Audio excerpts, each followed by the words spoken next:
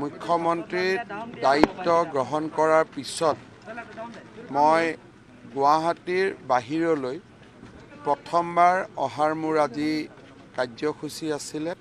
আজি দিনজোৰা ভ্ৰমণকালত দক্ষিণপাট সত্ৰ, আউনীআটী সত্ৰ আৰু নতুন কমলাবাৰী সত্ৰলৈ গৈ আমাৰ প্ৰভু ঈশ্বৰসকলক সাক্ষাৎ কৰা আৰু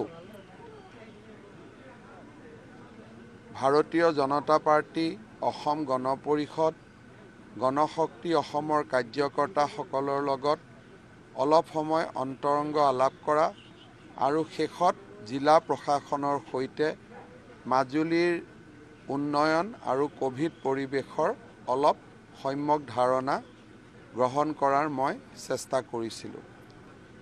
মুখ্যমন্ত্ৰীৰ দায়িত্বত থকা অৱস্থাত সৰ্বানন্দ সোণোৱাল ডাঙৰীয়াই এই মাজুলীৰ উন্নয়নৰ এক বিশাল কৰ্মযজ্ঞ আৰম্ভ কৰিছিল। মাজুলী যোৰহাটৰ সংলগ্ন দলঙৰ পৰা সমগ্ৰ মাজুলীতে এটা বিশাল ৰোড নেটৱৰ্ক নিৰ্মাণ কৰা, কৃষি, স্বাস্থ্য,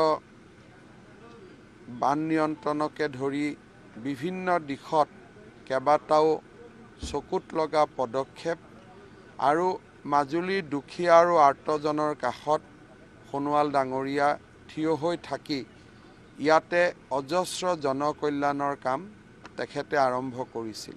মই মাজুলীবাসী ৰাইজক আশ্বাস আৰু প্ৰতিশ্ৰুতি দিব আহিছোঁ যে মুখ্যমন্ত্ৰী সৰ্বানন্দ সোণোৱাল ডাঙৰীয়া কাৰ্যকালত যি ধৰণে মাজুলীৰ উন্নয়নৰ এক নতুন কৰ্মযজ্ঞ আৰম্ভ হৈছিল, সেই কৰ্মযজ্ঞত কোনো ধৰণৰ বিৰতি নহয়, কোনো ধৰণৰ বিৰাম নাপায়, বৰঞ্চ ই এক নতুন মাত্ৰা লাভ কৰিব।